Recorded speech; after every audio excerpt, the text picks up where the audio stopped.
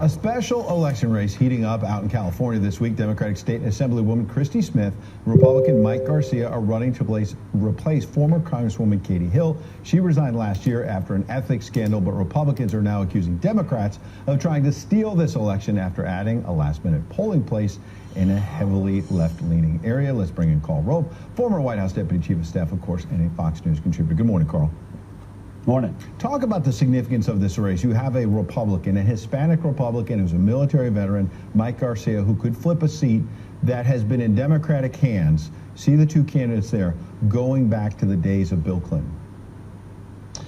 Well, first of all, full disclosure, I've done 3 Zoom fundraising events for Mike Garcia, gotten to know him personally, contributed to his campaign. He's a very terrific person.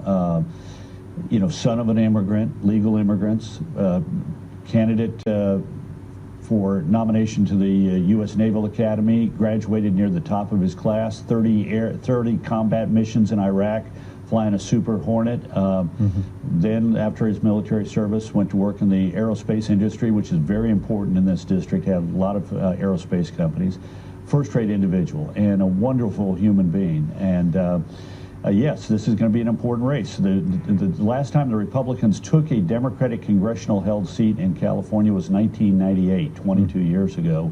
And Mike Garcia, right now, at least until the last couple of days, looked like he was building up a pretty good lead in the mail-in ballots. In California, the ballots are, everybody received a ballot in the mail, you return it by mail.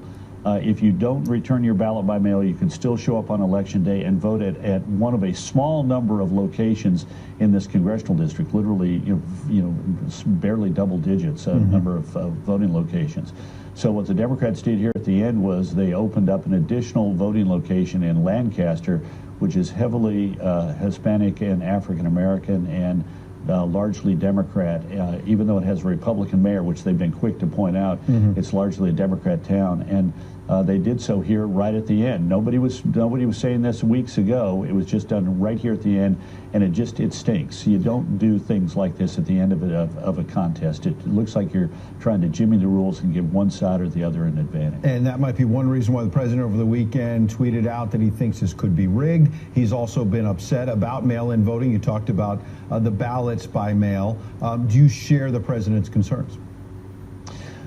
Well, I do think we got to be careful about mail-in ballots. We've seen, for example, here in Texas, we've made in Texas the harvesting of ballots. That is to say, you mail out ballots, and then individuals who are not government officials can stop by and collect them. We've made it illegal in Texas after a series of scandals involving people, primarily in Democratic primaries, who came by and basically took the ballots of people who were nearly comatose, not really, capable of making a rational decision, and voting their ballots in for their preferred candidate in the primaries. And California allows this to be done legally.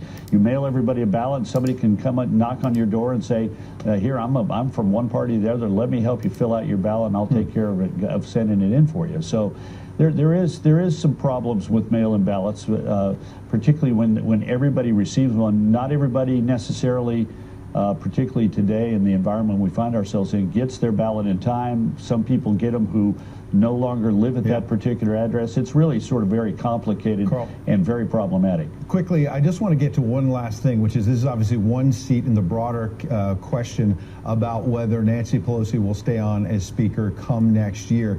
Yesterday, I want to summarize it for you. Andrew Cuomo, the Democratic governor here in New York, had this big press conference, and he was attacking all the previous stimulus bills. And now there's a new one Speaker Pelosi's working on, a price tag ranging from $800 billion to $2 trillion. And the bottom line is Cuomo was saying none of the previous stimulus bills have helped workers. They've been bailing out corporate America. You've got a Democratic governor saying that about stimulus bills co-written by Nancy Pelosi. What gives here? And passed by virtually unanimous votes, with virtually every Democrat and every Republican voting for him. I think the only Democrat, for example, to vote against the last one was AOC. So I thought it was a little odd, particularly since the PPP, that's the Small Business Loan Lending Program, is proving to be very popular. And it's keeping a lot of people employed and getting a paycheck while their businesses are shut down. So I thought it was a little odd. But we've seen also the Vice President Joe Biden say we've had insufficient help and it's all been aimed at the big corporations. I'm not sure that's necessarily a great selling point when your own party has has helped craft those bills and heralded their passage, and elements of them are particularly popular with the small business community. Karl Rove watching California and the whole nation for us. Karl, thank you. You bet. Thank you.